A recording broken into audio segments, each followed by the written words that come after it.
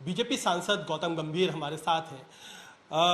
गौतम, लगातार आप अरविंद केजरीवाल को घेर रहे हैं, चाहे वो रोहिंग्या का मसला हो या फिर बाकी तमाम चीज़ें, चाहे वो लिकर पॉलिसी हो और तमाम चीज़ें हो।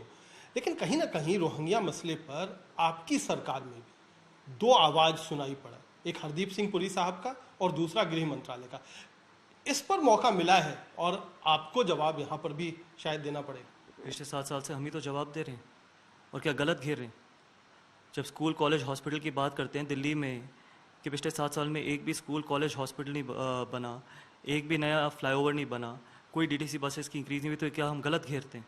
जब हम लिकर पॉलिसी की बात करते हैं, जब उनके उप मुख्यमंत्री जेल में जाने वाले हैं, क्या हम गलत घेरते हैं? जब हम रोहिंग्यास की आप बात करते हैं तो हमारे तो गृह मंत्री जी ने फ्लोर ऑफ द हाउस में बड़ा क्लियर कर दिया कि सारे रोहिंग्यास डिपोर्ट होंगे। तो ये लेटर जो लिखा गया था, ये किस लिए लिखा गया था? इसमें ये लिखा गया था ना कि जिन रोहिंग्यास को आपने यहाँ पर बसाया हुआ है मदनपुर खादर में, इनको बेहतर फैसिलिटीज़ दी जाए। ये हमने तो नहीं लिखा। अगर इस पर भी घेरते हैं तो इसमें भी हम गलत घेरते हैं। मतलब आप सारे सवाल हमसे पूछते हो, हमारे गृह मंत्री जी ने बड़ा क्लियर कर दिया फ्लोर ऑफ द हाउस में कि रोहिंग्यास डिपोर्ट होंगे। जिम्मेदारी दिल्ली के मुख्यमंत्री की है, बाहर आके जवाब दे कि उनका क्या स्टैंड है रोहिंग्यास को लेके। जो ये लेटर लिखा गया था, किसके दबाव में लिखा गया था? क्या ये वोट बैंक पॉलिटिक्स को चलते हुए लिखा गया था? सवाल हमसे पूछते हैं, जवाब भी हम ही देते हैं। जो सवाल उनसे पूछना चाहिए उनको जवाब देना चाहिए। 7 साल में एक नया स्कूल नहीं, एक नया कॉलेज नहीं, एक नया हॉस्पिटल नहीं, और दिल्ली में स्कूल कॉलेज हॉस्पिटल खोलने की बात करते हैं। दिल्ली इतनी खराब पिछले 7 साल, जितनी खराब पिछले 7 साल में लगी उससे पहले कभी नहीं लगी। करोड़ों रुपए विज्ञापन, उससे भी ज़्यादा पैसे मीडिया में ऐड, सारा नैरेटिव वो मीडिया में सेट करते हैं। ठीक है, सच्चाई ये है कि सवाल हम खड़े होकर आपको जवाब देते हैं। जवाब तो दीजिए, उनका क्या स्टैंड है रोहिंग्या उसको लेके? अच्छा, लेकिन ये जो पूरा विवाद हुआ, ये जो कंट्रोवर्सी हुई, वो हरदीप सिंह पुरी साहब के एक ट्वीट को लेकर के हुई। कहीं नहीं लगता है क्या कि इस पर खास तौर पर बीजेपी के अंदर में जब क्लैरिटी इतनी थी, जब गृह मंत्री महोदय ने लोकसभा में बोल रखा था, तो इस तरीके के ट्वीट से बचा जा सकता था? कहीं ना कहीं उसको लेकर के दिक्कत हुई। इसका जवाब हरदीप पुरी जी देंगे ना। गृह मंत्री जी ने फ्लोर ऑफ द हाउस में अपना स्टैंड बड़ा क्लियर कर दिया, पार्टी का स्टैंड बड़ा क्लियर कर दिया। इससे ऊपर भी किसी को कोई क्लैरिफिकेशन चाहिए? अगर इससे भी ऊपर कोई क्लैरिफिकेशन चाहिए तो इसका मतलब कहीं ना कहीं लोगों की सोच में कोई खराबी है।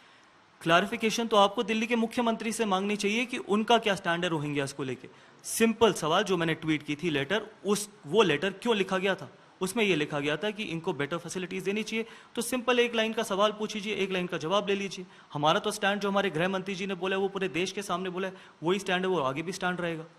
उसमें जो लेटर में कुछ शब्द हैं, एक तो पुलिस डिपार्टमेंट का मसला है, उसके बाद FRRO का मसला है जो कि फॉरेन मिनिस्ट्री के अंदर में आता है। कहीं नहीं लगता है कि ये पूरा जो एक कंट्रोवर्सी है जो शायद अवॉइड किया जा सकता है? ये बताता हूँ ये कंट्रोवर्सी क्यों है।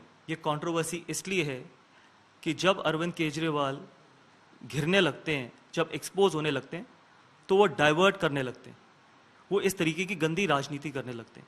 और वो करने इसलिए लगते हैं, चाहे वो अपनी सोशल मीडिया के माध्यम से, चाहे वो मीडिया के माध्यम से, क्योंकि मुझसे और मेरे से कोई सवाल ना पूछे जाए। अब सारा जो फोकस है, जब स्कूल कॉलेज हॉस्पिटल पे, जब लिकर पॉलिसी पे घिर रहे थे, तो अब सारा जो अटेंशन है वो इस पे आ गया। ठीक है, अब इस पे राजनीति करेंगे और वो डाइवर्ट हो जाएगी। तो ये डाइवर्ट करने की पॉलिटिक्स बहुत लंबे समय नहीं चलेगी। दिल्ली को लंदन, पेरिस, न्यूयॉर्क बनाने की बात, एक स्कूल 7 साल में नहीं खोला, और देश में स्कूल खोलने की बात करते हैं। एक नया हॉस्पिटल नहीं खोला और वर्ल्ड क्लास हेल्थ फैसिलिटी की बात करते हैं। डीटीसी बसेस की हालत जाके देखिए, आप भी दिल्ली में रहते हैं। सिर्फ आपके माध्यम से इतना बता दीजिए, क्या दिल्ली इतनी खराब कभी नजर आई है जितनी पिछले 7 साल में नजर आई है?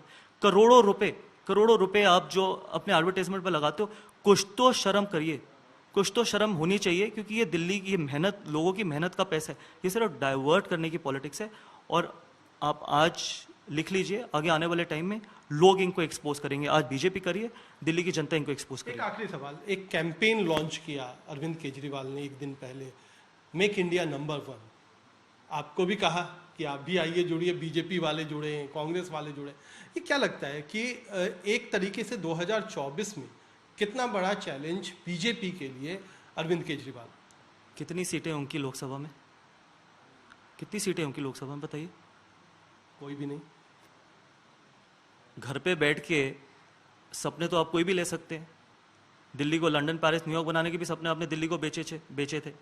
तो जितने मर्जी सपने लीजिए, पहले लोकसभा में एक बंदा तो अंदर घुसाइए, फिर बात करेंगे। इस समय पूरी दुनिया में लोग कंफ्यूज्ड हैं। वो समझ नहीं पा रहे हैं क्या सही है, क्या गलत है, क्या सच है, क्या झूठ है। और ये स्पष्टता हम आपको अपने इस नए शो में देंगे। सब कुछ ब्लैक एंड व्हाइट में बताएंगे। इस शो में मेरे बालों के अलावा कुछ ग्रे नहीं होगा। हर खबर ब्लैक एंड व्हाइट की तरह बिल्कुल स्पष्ट होगी।